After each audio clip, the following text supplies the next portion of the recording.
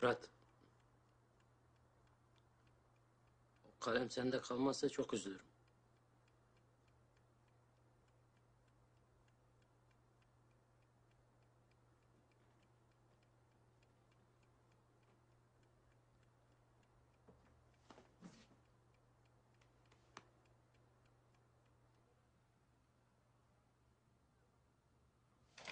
Heval kitabımı versene.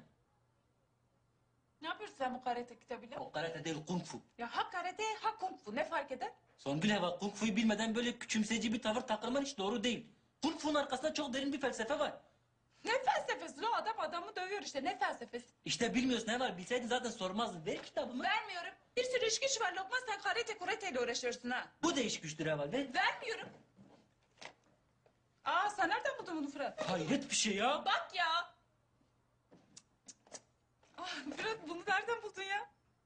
Kitle ilişkisi Songül abla kitle ilişkileri. Kitlelerle bağın kuvvetli oldu mu sırtın hiçbir zaman yere gelmez. Aferin sana Fırat. İçini açtın. Hasan, baba ben sana demiştim. Milletvekili açıklama yapmış. Onu kaçanların başında tabur komutanı varmış. Tabi adamın arkası sağlam. Diğerleri gibi susup oturmamış yerine. Adam bu işin peşini bırakmayacak Hasan. Bence sonuna kadar gidecektir. Çete hakkında buradan bir şeyler çıkartabiliriz tamam mı? Adamla bir röportaj yapalım. Elinde kim bilir daha neler vardır ya. Yüksekova'ya mı gideceksin? Evet. Hayatta bırakmam. Hasan. Olmaz Alişan. Kadir de gitti. Bir sen bir de Lokman kaldınız muhabir olarak. Hasan ama. Olmaz Alişan. Alo baba. Kuremir me oturum bir demek enezik demete jebine bakva. Baba ez nayim ez elvederim benim. Telvir etmini, te çukuyu bu filvedri. Ez elveder rojname gerekim baba. Bırakelet kendi samazın ve trojlama van yepki. Babam bir yere hostan diye ez elveder benim. Azı bir yata da birim ha. Çal baba kosa haberdi. Tamam de kadrite. Bihar ailesiyle aramızda geçmişten kalan bir husumet var. Yüksekova'da herkes bunu bilir. Geçen seçimlerde Bihar ailesinden Sıddık Bihar milletvekili seçildi. Belediye başkanı da onlardan. Şimdi bunlar herkesi sindirmek istiyor. Çocuğunuzu Bahar ailesi mi kaçırdı? Her ne pis iş varsa... Ne bu güzel bir tarafa silah. Bu ailenin adı var. Böyle kaç tane alıyor? Silah kaçakçılığı. Adam... Saddam 14'lüsüdür. Peki nasıl oluyor da bu? Böyle bir silah ne kadar eder? Böyle bir silahı kaçakta 400-500'e alırsın. Yüksekova'da komutanla araları çok iyi. Burası uyuşturucu trafiğine... Çoktur ya, bu her yerde bulunmaz Bu zaten. kadar uyuşturucu nasıl taşınıyor? Niye sordun? Adam Hiç başı öylesine. kahramanın olduğu Almak yerde istiyorsun. mümkün mü böyle bir şey? Yo. Yardım ederim sana. Yo ben. Seviyorsun silahları. İtirafçılar da olabilir, Ben- öldürücüler de. Sadece merak ettim. Seviyorsun sevmiyorsun onu söyle. Ama bu işin arkasında tabur komutanı Yarbay Samet Ogur var. Bu sonuca nasıl vardı? Ha? Fidye için beni arayan oydu. Yarbay'la yaptığım telefon konuşmasını kaydettim. Bir silah kullandın sen. Yok Hiç. hiç kullanmadım. Ama merakın var bellidir. Diyarbakır'a kadar arkadaşlar size eşlik edecek. İtiraz istemem ona göre. Bizim için fark etmez.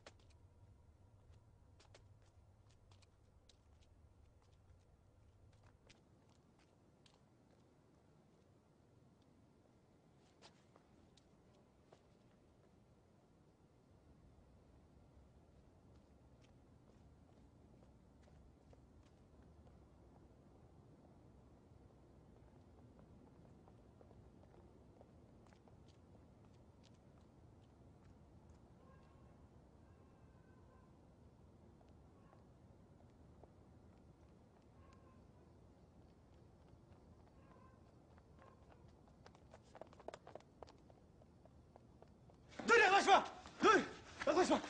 Durun, durun. Durun.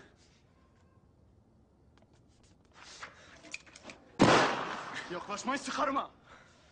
Yürü. Yaklaşma. Şerefsizler, gazeteciyiz diye bizi boş mu sandınız?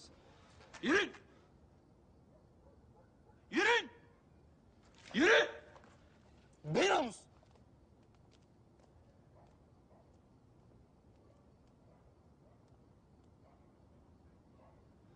Haydi.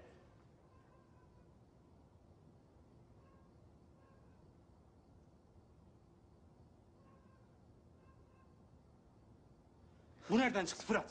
He? Lazım olur diye mi aldım? Ya bir arabada yakalansaydın ne yapacaktın ha? Ama yakalanmadık. Ya yakalansaydın ne olurdu biliyor musun? Arayıp da bulmadıkları fırsatı kendi ellerimizle onlara vermiş olurduk. Gazeteci kılığında terörist yakalandı diye haber olurdu, haber. Görüyorsun işte koyun gibi boynumuzu uzatalım kessinler diye. Bak Fırat, tamam. Koyun gibi boynumuzu uzatmayacağız. Ama bizi koruyacak şey silah değil. Peki bunu nasıl korunacağız? Yürü.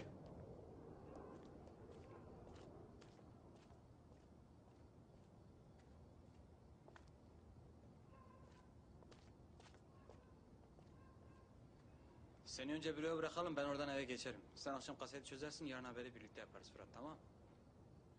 O kadar uyuşturucu nasıl taşınıyor sanıyorsun? Adam başı aramanın olduğu yerde mümkün mü böyle bir şey?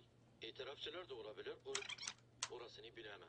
Ama bu işin arkasında Yarbay Samet Ogur var. Hediye için beni arayan...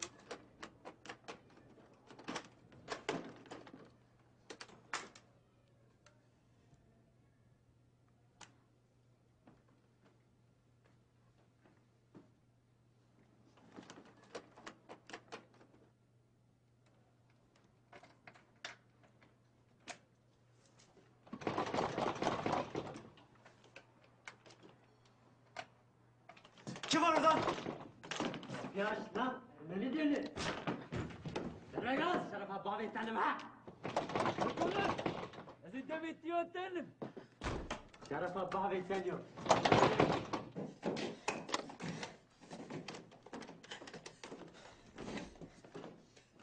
Hasan ben Fırat. Ne oldu Fırat bu saatte? Abi kapıda birileri bırak kapıyı zorluyorlar. Polisler mi? Bilmiyorum Kürtçe konuşuyorlar. Sakin ol, sakin ol Fırat. Ben hemen İade ve Barolar Birliği'ni arıyorum. Ben ne yapayım? Türk kanunu koru. Yolu bulup bu belayı atlatacağız. Tamam mı? Fırat, eski milletvekilinin size yaklaşımı nasıldı? Nasıl mı? Bize samimi gibi geldi. Ben de haberin çıkmasını önemsiyor muydun? Evet tabii. Hatta korumaları bize bir şey olmasın diye bizi Diyarbakır'a kadar getirmişti. Hemen telefon numarasını ver. Şerefe bavetlenim.